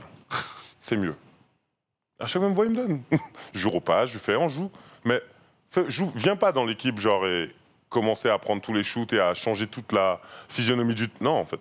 Tu vois, donc, Rudy, si t'es... Moi, Néné, je l'ai vu faire ça 15 000 fois. Des coups de pression à n'importe qui ne lui donne pas la balle, avec un mec devant lui, un mec derrière lui. Il pète un câble, Néné, tu vois. Et c'est comme ça, en fait. Au bout d'un moment, il faut que tu ailles parler avec tes extérieurs, tu as une relation avec eux et tu leur dis, écoute, lui, là, c'est légitime. Écoute, je suis ci, je suis ça. C'est comme ça. C'est passionnant ce que tu dis, parce qu'on a l'impression que... Alors, je sais pas s'il l'a déjà fait, peut-être. On a l'impression qu'il ne le fait pas. Il l'avait fait, il avait fait après, il y a 2 ans. Il y a 2 ans. Il avait fait. Mais là, on est en play-off. Donc là, l'impact, il est quand même beaucoup plus. Et ce que tu peux remarquer aussi dans les matchs, quand on parle de la confiance, c'est qu'il y est plus. Hein. Il fait des trucs, mon gars, des pertes de balles sur le yep, des pertes de balles directes et tout. Et ça se traduit sur le terrain directement. Psychologiquement, il le massacre. Ah ouais, il peut pas lui donner la balle. C'est le message, c'est pas juste, on te donne pas la balle. Le message, il est catastrophique et ils risquent de le payer. Et c'est un joueur qui fait beaucoup pour son équipe dans le sens où il investit en défense, il met des comptes sur ses trucs. Il investit, il fait beaucoup de choses. Kevin Ouais, mais il fait beaucoup de choses pour les autres. Mais oui. Donc du coup, il reçoit pas des autres. Ouais, c'est vrai. Et il tire jamais, mais il fait 17 rebonds. Tu vois, il a de l'impact, même sans tirer. C'est ça, petite récompense, c'est sa petite gourmandise à la fin. Quand t'as mis un beau contre et bam, je drive, je te fais la petite passe, je mets ton petit dunk, c'est sa petite gourmandise, c'est son petit truc à lui. Tu vois, c'est son finish, tu vois. Alors que quand tu lui enlèves ça, son petit spéculeux avec son café. Voilà, du coup, il court. Et voilà, il fait son quart. C'est pas un coureur de 800, quoi. Voilà, c'est ça, au bout d'un moment. Là, je serais curieux de le voir quand même sur 800. Allez, en tout cas, on verra la suite de cette série et on va finir avec les Warriors face aux Nuggets. Les Warriors, où on avait un petit peu quelques doutes sur leur deuxième partie de saison régulière. On en a beaucoup moins après les 2 matchs face aux Nuggets. On va parler de Jordan Poole un petit peu plus tard, tout de suite après, mais j'ai envie de vous poser une seule question autour des Nuggets. Jokic est-il beaucoup trop seul ? Jokic est trop seul, c'est pas faire offense aux gars autour de lui, mais les playoffs, on ne cesse de le dire depuis une heure, c'est un autre niveau. Et quand c'est un autre niveau, les joueurs d'un autre niveau se révèlent. Will Barton est un bon joueur, Aaron Gordon a fait des choses intéressantes, sauf que là, à la fois, t'es seul, mais en plus, en face, ce qu'on t'offre en termes de combat physique, c'est démentiel ce qu'ils font, les Warriors, sur lui. Ils ne le lâchent pas. Kevin Looney, Draymond Green. Draymond Green, il fait 50 cm de moins que Jokic, mais il est tout le temps en train de lui mettre des coups un peu partout. Et ça se traduit pas forcément dans les stats, parce que les stats sont ouf. Ça se traduit par les stats de confrontation entre les deux joueurs. Ça se traduit aussi dans le comportement de Jokic. Jokic se souffle et donc frustré. Jokic frustré va s'engueuler, va se faire expulser. Voilà, j'ai vu beaucoup sortir de ces gants. J'ai l'impression que c'est trop dur. C'est trop dur. Mais pour moi, c'est un choix. C'est très intelligent de mettre Draymond Green. Tu aurais eu le même match-up avec Joel Embiid et Draymond Green, là, je dis non. Mais le fait que Jokic, en fait, soit pas un joueur forcément qui va dominer par physiquement ou sa force. Il est mobile. Ouais, sa force, c'est voilà, ça. Sa force. Il est mobile. C'est parfait de mettre Draymond Green sur lui, même s'il y a une petite différence de taille, mais ça change rien à l'activité de Draymond Green. C'est Tom Izzo qui disait ça, son coach de Michigan State. Tout le monde dit Draymond Green, il est petit pour défendre sur des grands, mais il a des bras immenses. Et on sait que des fois, ça me fait penser à Harold Amalakov, tu vois, qui était plus petit, mais qui avait des bras immenses, et on oublie trop souvent ça. Toi, tu as eu affaire à Draymond Green en bugne un peu défensivement ? J'ai Jamais, puisqu'à chaque fois que j'ai joué contre eux, ils avaient un intérieur, ils avaient un poste 5, donc à chaque fois je me tapais Javal ou je me tapais Bogut, mais jamais Ezeli, c'est quoi son nom là? Festus. Festus Ezeli. Voilà, tu vois ces gars-là, quoi, mais jamais je me suis tapé, non, parce que... C'est pas du tout sur le même poste. Non, pas du tout. Ça aurait pu. Ah oui, bien sûr, ça aurait pu. Ça aurait pu. Du coup, pour le coup, Jokic, évidemment trop seul, mais pour le coup, les Warriors, eux, ne sont pas seuls. On se permet même de mettre Steph Curry en sortie de banc, tout roule, puisque... Ils ont un troisième frère, le mec. Parce qu'il y a un Jordan Poole et qu'il y a un troisième frère qui est sorti de nulle part. Belle mère pondeuse, en tout cas. Sorti de l'eau, exactement. Jordan Poole, il est sorti de la piscine. C'est sur ce début de playoff des Warriors, c'est lui, la star des Warriors. Non, mais attends, ça c'est... Tu sais, franchement, ils sont chiants, eux aussi, gros. Des light skin arrière-shooters, ils tapent dans un arbre et il y en a un qui sort à San Francisco. Il est incroyable, le gars. Franchement, il est incroyable. C'est des playoffs et tout. Il joue comme si c'était lui la star, t'as raison de dire ça, dans les intentions, dans l'agressivité, dans son volume aussi de tir. Il est titulaire à la place de Steph Curry et il est trop fort, 30 points, 29 points, des pourcentages mais démentiels à 3 points. Il est sur un nuage d'adresse. Franchement, on est impressionné par Jordan Poole. Je tempère un petit peu en disant quand même que la défense des Nuggets leur laisse beaucoup de chance, mais il n'empêche qu'on est en play-off et mettre presque 60 points en 2 matchs, c'est exceptionnel. Bah, moi, je pense qu'il y a l'effet Curry. Quand t'es aux côtés d'un mec...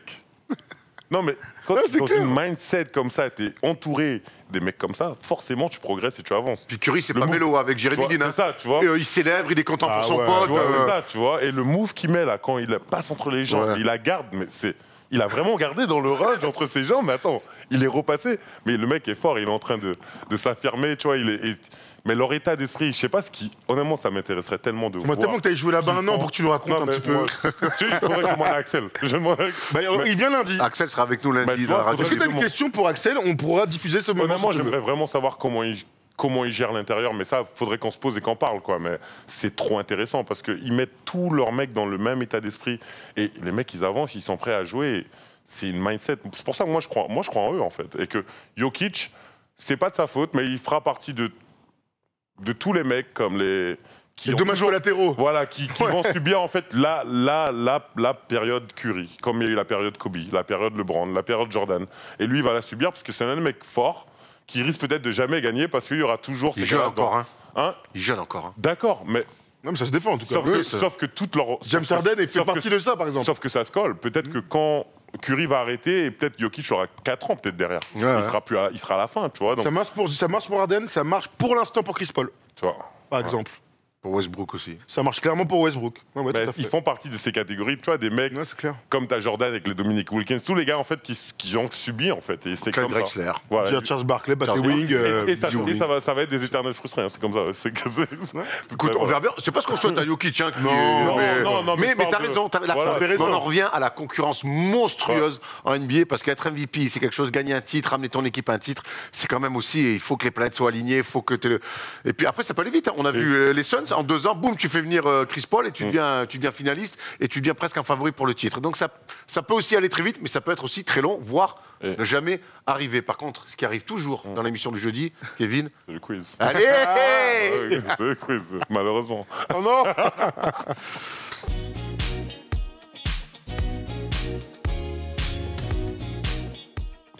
Allez, qui dit fin d'émission, dit quiz.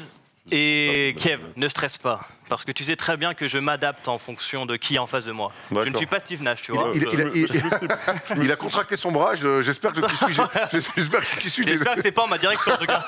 Je te rassure, au pire, hein, tu seras jamais aussi mauvais que l'Olympique Lyonnais. Donc t'inquiète, tu es le bienvenu sur notre plateau. Qui est allé perdre à Brest et ça, c'est toujours Évidemment, bravo. c'est un vrai plaisir. Et Bravo. on était Il a dit outsiders. bravo. On était outsiders sur le match. Mes amis du Stade Brestois, enfin mes amis, ma famille du Stade Brestois. La J'embrasse. semaine prochaine, on va accueillir Kadewere pour toi, Tom. Évidemment, je ne ferai pas le quiz. Il va évidemment tout rater. Hein. Évidemment, Qui suis-je? J'ai mangé la feuille au Stade Francis Leblay. il est capable de pas l'avoir. Alors, on enchaîne, on commence. Kevin, ça va être très simple. J'ai mélangé des visages, comme le fait Manolo. Il y aura à chaque fois soit l'un de vous, donc dans les visages, avec un joueur NBA, il faut trouver les 2 visages en gros. C'est clair ou c'est pas très clair? Tu vas On va en faire comprendre. un et Tu voilà. vas comprendre avec le premier, ça va être très simple. On va envoyer en régie. Jérémy, tu peux envoyer. Ah, c'est des vidéos en plus. Wow. Ouais. Alors ça, c'est Kevin c'est Séraphin relou. avec Carmelo Anthony. par exemple. Bravo, Anthony. c'est exactement ça. Ah ouais, c'est dur. Et c'est un petit air de Chris T'as fait Middleton. ça avec quoi comme application? Je me renforce. Il veut savoir. C'est. Avec quoi? Je sais pas. Faut que je retrouve le nom, mais Qu'est-ce que je vais c'est te que ça donner. Non mais Théma, ce qu'il a sorti pour le quiz, il fait ça depuis tout à l'heure. Un coup de poing américain. Pas américain. Je me muscle les doigts, c'est pour avoir un grip sur le ballon. Il me fait peur, hein. Ça, c'est quoi? C'est un chargeur de Kalachnikov que t'as là? Allez, on enchaîne. Le deuxième. Ça, c'est Thomas et Kevin Love. Ouais, Et Thomas Kevin et Love, Kevin pourquoi Love. je t'ai pas dit? Putain, je l'avais. Kevin Love, La voilà. tête que ça me fait. On dirait Val Fournier un peu. Ouais. On peut enchaîner. hein. Kemba. On va le faire avec moi. Voilà, très bien. C'est très étonnant quand même ce jeu. C'est hein. très, La très tête que étonnant. ça lui fait. Il a envie d'être chauve, mais il est pas Numéro encore. 8, tu vois. en plus, New York, tu m'as mis des sensations, petit tout. Il y en aura d'autres des sensations. C'est... Rudy Gobert et Kevin Ouais, bravo. Ah ouais. Ouais, oui, on le voit, l'éclair dans Il les ressemble à aucun des deux. Ouais, je suis, attends, je me suis pas reconnu. Ça, c'est Thomas et Kyrie. Kyrie, bon. Et Juan Kairi. Et on est Kyrie. Est-ce qu'on dirait pas un bon joueur d'Euroleague? Ouais, c'est vrai. Du Fener. Ouais, vu ce menton, Kalinic en fait. On dirait un joueur qui existe en séance. Allez, il doit en rester encore 2-3. Ça, c'est Thomas et Yannis. On dirait vraiment un mec, ça par contre. Ouais. Ouais, ouais, T'aurais kiffé ou pas? un bon joueur. J'aurais kiffé gros, signer 200 millions, être la star du Wisconsin. J'aurais signé à Miami, moi, je te le dis. Hein. Ouais. Il me régale. Erwan Ça, c'est Tatum. bon avec Tatum. Ouais. On dirait un truc de jeu vidéo, ça, pour le coup. Allez, il en reste 2. Ça va aller très vite. C'est marrant. Ça, c'est Duncan et Kevin. Duncan et Kevin. Ouais. Il régale ce gif. Ouais. C'est relou, hein. C'est On relou, va tellement les réutiliser. hein. J'étais mon chum, c'est que ça me vénère. Ah ouais, Thomas Booker. Thomas Thomas Booker, Booker. bravo. On dirait un vrai mec, ça, un peu aussi. Ouais. Hein. Tous les mecs avec qui t'es mixé, ça passe bien. Hein. Ça J'ai un donne, visage ça donne des qui- idées pour la suite. Bon, allez, le deuxième, on s'est bien mis en jambe. Le deuxième, toujours pour toi, Kevin. Ah bon Je vais vous Arrête de demander. faire des choses pour Ah moi. ouais. Arrête. J'en ai marre. Énumération. Aujourd'hui, non, aujourd'hui, stop. Ouais, Arrête de il a faire des raison. choses pour moi. Il a J'ai broyé- pas besoin qu'il fasse des choses pour Il a moi. broyé son Je suis un truc, grand garçon. il a broyé son muscle main, attention. Il t'a dit qu'il avait démonté Ramon Non, mais Sessions c'est parce où qu'il donnait pas la balle, il va faire la même Arrêtez chose de quand même. faire des Hein. choses pour moi. Il fait manger le casier dans quelques minutes. C'est très simple, premier tour de playoff 2017. C'était Indiana contre Cleveland. Oui. Je demande juste les effectifs. Wow 2017, donc pas 2018. Tu commences, c'est Kevin, quand évidemment. Les effectifs de quel côté tu veux Des deux côtés. C'est chacun notre tour. C'est le premier à jouer, on fait Il y a une Ah, donc, ok. Chacun notre tour. Allez, Kai Cover. un peu déçu que Ouais. Corver. Quel corveur, ouais, Ouais, du côté de On Cleveland. commence par le plus difficile. Ah ouais, apparemment. tu crois c'est quel corps le LeBron James LeBron James, ça marche. Je vous enlève une épinera. Je l'ai dit, oui. Kevin Love. Kevin Love, Tradition. Thaddeus Young, Paul George. Polo, bien sûr. Kevin Séraphin. Kevin Séraphin, Yes. enfin. Yes Glenn Robinson. Glenn Robinson. The third. You buddy. Il y avait qui là? Attends, c'était qui? Non mais 2017, Attends, 2017, faut que. c'est pas l'année où... Richard Jefferson. Richard Jefferson est là, en effet. C'est l'année où Kyrie est transféré ou pas? Oh. Je te conseillerais. Kyrie Irving. Kyrie Irving est là. C'est l'année d'après qu'il n'y a plus Ouais. personne. Ok, d'accord. George Young. George Young. George Young Il était avec toi à Indiana Bah, il est George Young, il est pas là en playoff en tout cas. C'était mon rookie, mais il était dans l'équipe. Bon, c'est pas grave. Non, mais il était pas là au premier tour. Ok. Bah, Il était pas sur la feuille en tout cas. Voilà, Jeff Teague. Jeff Teague, ça Jeff devrait Teague être... était C'est là. vrai qu'il est passé à Indiana. Hmm. Attends. Attends, mais il y a qui en 2017 là, côté. Ouais, c'est- Varejao, il est là. Varejao venait de partir. Il est parti. Oh, Allez, putain. Il était parti aux Warriors. Aux Warriors, ouais. J.R. Smith. J.R. Smith était Ben là, oui. évidemment. Ouais. Al Jefferson. Al Jefferson m'a pris 20 minutes. n'a pas pris une seule n'a pas pris une seule minute. Non, Al playoff Jefferson, non, Al Jefferson n'est pas sur la n'est pas parce sur que la feuille de J'ai joué, basket référence. j'ai joué. Il avait mal, je crois, et j'ai joué. T'as un autre mec Et comment il s'appelle j'ai monté, j'ai des trucs. Un gars qui était C'était plutôt Vogel, discret, tu l'as je sais dit, pas. qui était ni méchant ni qui était Il y a toujours. Rakim Christmas. Oh, vache. Il était pas Non. dans de match aussi. Bon, je vais vous dire qui il y avait Lavoy Allen. La Voyage, Voyage. c'était mon prochain Vous C'est êtes lui- sérieux tu sais que c'est lui que je voulais dire. c'est lui Ah, que- je l'avais, Aaron gros. Brooks, Voilà. Ouais, je l'avais, Monta la Voyage, Ellis, je suis CJ dégoûté de Miles, pas pouvoir on le en dire. avait parlé la dernière fois. Lance Stephenson, vous l'avez pas dit, si Non. Non, vous Lance êtes passé à était là. côté. Et Miles Turner.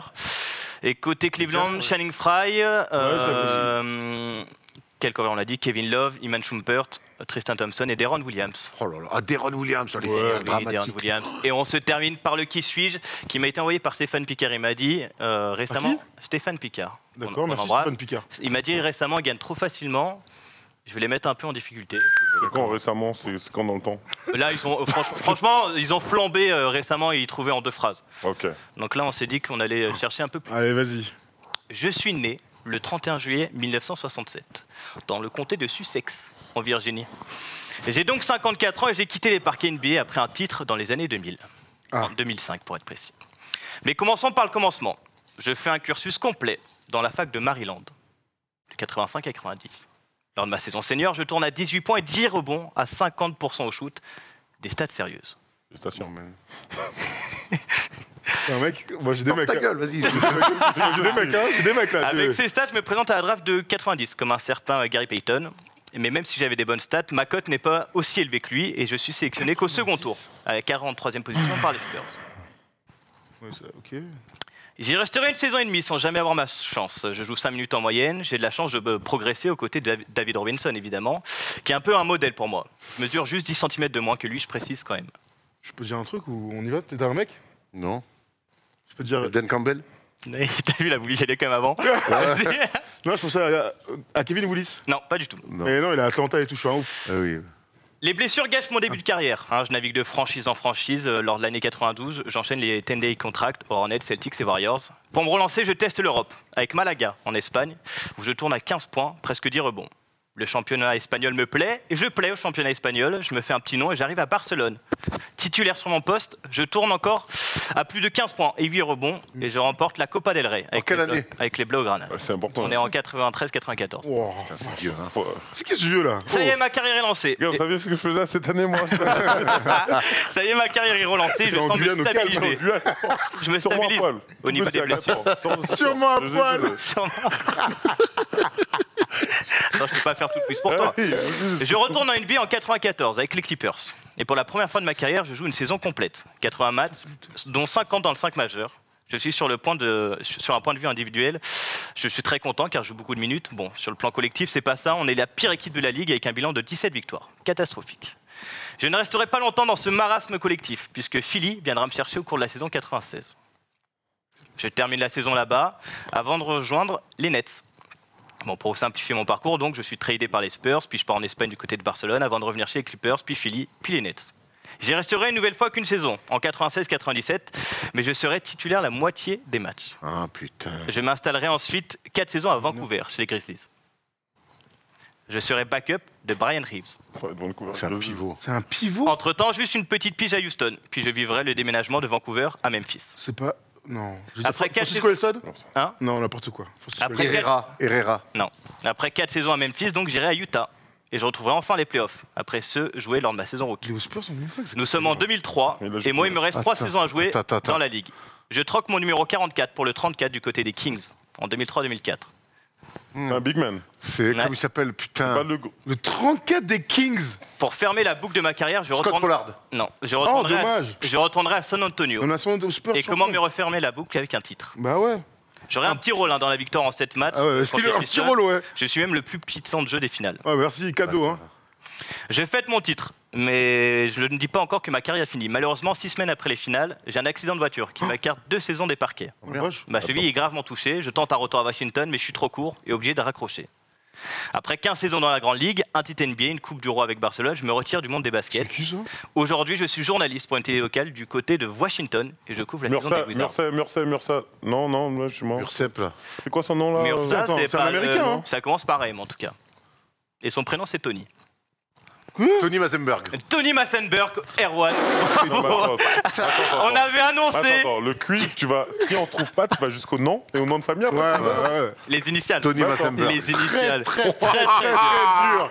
Il n'y a pas une seconde où c'est. Non, il s'est très peu stabilisé. Ah ouais, Par en merci. Europe, ouais. Avec le prénom, ça va vite. Non, Tony Mazar. Je savais même pas qu'il était avec les Spurs en 2005 en fait. Si, il Je a crois été que tu dis en Mursep, 2005. mais il jouait Ouais, face au toi, Maccabi, je crois, ou un truc comme ça. Bravo. Bon, écoute, bah voilà. Non. bah, Ah oui, bravo. de temps en temps, c'est bien d'essayer de nous. Mais c'est bien, il faut un peu. Mais il c'est faut quoi un le peu but des galérer. quiz, c'est quand on échoue Ah bah, là, clairement, là, c'était. Parce qu'en fait, je connais pas l'état d'esprit, donc C'est- j'aimerais savoir. En fait. Parce que moi, il faut que je me mette dans le même état d'esprit. en fait. Tu me fais peur, Kevin, quand tu parles comme ça. T'arrêtes tout de suite. Il a les yeux injectés de sang. C'est quoi le but en fait? Bon, merci en tout cas, Kevin. C'était un plaisir de te revoir. On se revoit bien sûr rapidement. Merci Tom, merci Polo, merci Jérémy. Merci aux gens qui sont venus assister à l'émission. Thank you, my buddy. I know you understand nothing from 1 hour, but you welcome in the show. Il y a un copain de Kevin Séraphin qui est là depuis 1h30. Il a rien pipé de l'émission. On lui a fait croire qu'on avait parlé de relations intimes depuis 1h30. Il comprend pas pourquoi la décoration s'est faite avec des ballons de basket. On vous embrasse. On se retrouve lundi pour la libre antenne. Ciao l'équipe. Vas-y.